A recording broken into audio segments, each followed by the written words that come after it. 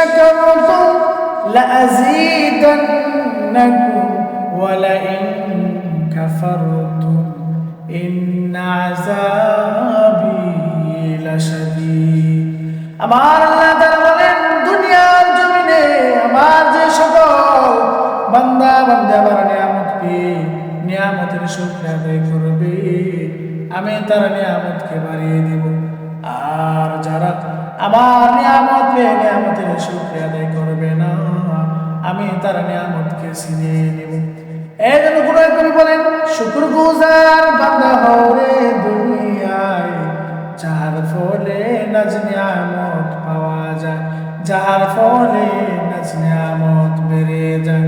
প্রভুর শুকর আদায় যদি না করো, কঠিন আযাব হবে তোমার কবর। এই জন্য আমরা যেখানে থাকি না কেন, যে অবস্থায় থাকি না কেন, সর্ব অবস্থায় আমাদেরকে আমার আল্লাহ তাআলার শুকর আদায় করতে হবে। আল্লাহ তাআলার শুকর আদায় করলে কি লাভ, একটি ঘটনা বললে বুঝতে পারবেন। একবার আল্লাহর নবী মুসা আলাইহিস সালাম একবার রাস্তা দিয়ে হেঁটে যাচ্ছিলেন, হঠাৎ করে এক ব্যক্তির সাথে সাক্ষাৎ হয়ে গেল।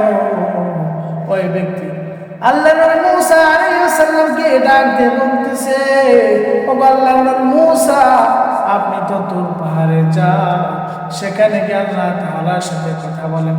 তো আল্লাহ তাআলাকে আপনি বলবেন, তিনি যে আমাকে ধন সম্পদ দান করেছেন, আমি সেগুলো মেনটেন করতে পারি না, একা একা সামাল দিতে পারি না, তিনি যেন আমার ধন সম্পদকে কমিয়ে দেন। এই কথা শোনার পরে আর একটু সামনে যাওয়ার পর আরেক ব্যক্তির সাথে সাক্ষাৎ হয়ে গেল।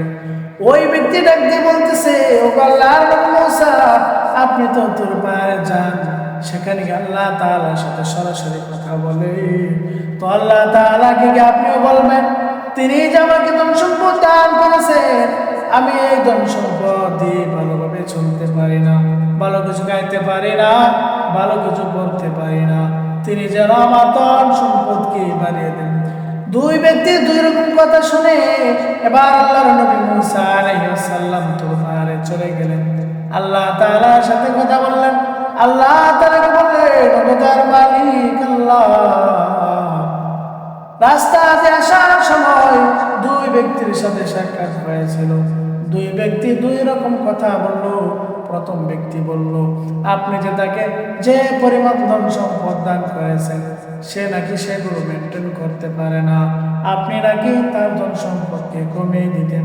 দ্বিতীয় ব্যক্তি বলল, আপনি তাকে যে পরিমাণ ধন সম্পদ দান করেছেন, সে সেগুলো দিয়ে ভালোভাবে চলতে পারে না, ভালো কিছু খাইতে পারে না, ভালো কিছু করতে পারে না, আপনি তার ধন সম্পদকে বাড়িয়ে দিতেন। এবার আল্লাহ তাআলা মুসা আলাইহিস সালামকে বলল, মুসা আলাইহিস সালাম, আপনি যান, আপনি গিয়ে তাদেরকে বলে দেন, প্রথম ব্যক্তিকে বলবেন, আমি তাকে যে পরিমাণ ধন সম্পদ দান করেছি, সে যেন তোকে এই পরিমাণ ধন সম্পদ পেয়ে সে যেন আল্লাহ তাআলা শুকরিয়া আদায় না করে। আল্লাহ তাআলা শুকরিয়া আদায় না করে কি হবে, তার ধন সম্পদ এমনিতেই কমে যাবে। আর দ্বিতীয় ব্যক্তিকে কে বলবেন, আমি তাকে যে পরিমাণ ধন সম্পদ দান করেছি, সে যেন এই পরিমাণ ধন সম্পদ পেয়ে খুশি থাকে, সন্তুষ্ট থাকে, আর আল্লাহ তাআলা শুকরিয়া আদায় করে। আর যদি আল্লাহ তাআলা শুকরিয়া আদায় করে, আমি তার নিয়ামতকে বাড়িয়ে দিব। বলেন সুবহানাল্লাহ। এই জন্য আমাদেরকে সর্ব অবস্থায় সর্ব হালতে, অসুস্থ থাকলেও সুস্থ থাকলেও বিপদে থাকলেও সর্ব অবস্থায় আমাদেরকে আল্লাহ তাআলা শুকরিয়া আদায় করতে হবে। সুবহান।